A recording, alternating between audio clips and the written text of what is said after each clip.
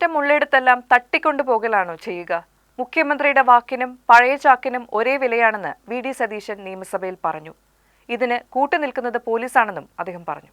ഞാൻ ഓർത്തു മുഖ്യമന്ത്രി അക്കാര്യത്തിൽ ഉറച്ചു നിൽക്കും തന്നെ മറുപടിയിൽ.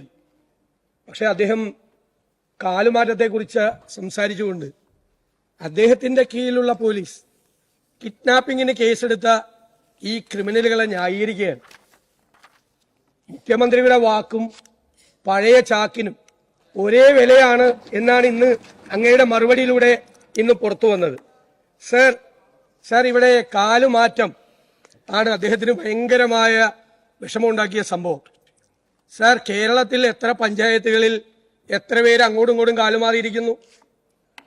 അവരെയൊക്കെ തട്ടിക്കൊണ്ടുപോകാൻ ഈ ഒരു മാസം മുമ്പ് വ്യവസായ മന്ത്രി പി രാജീവിന്റെ മണ്ഡലത്തിൽ കരുമാലൂർ പഞ്ചായത്തിൽ ഞങ്ങളുടെ ഒരു അംഗം പ്രസിഡന്റ് തെരഞ്ഞെടുപ്പിൽ മാറ്റി വോട്ട് ചെയ്തു. അപ്പുറത്ത് CPM എന്താ ചെയ്തത്? അവനോട് പോയി രാജിവെക്കാനാണ് പറഞ്ഞത്. CPM ഉച്ച കഴിഞ്ഞ് നടന്ന വൈസ് പ്രസിഡന്റ് തെരഞ്ഞെടുപ്പിൽ ഈ കാലുമാറ്റക്കാരനെ വൈസ് പ്രസിഡന്റ് ആക്കി. എന്നിട്ട് മുഖ്യമന്ത്രിക്ക് ഇതുപോലെ വന്ന് ഇവിടെ നിന്ന് സംസാരിക്കാൻ എങ്ങനെയാണ് പറ്റുന്നത്?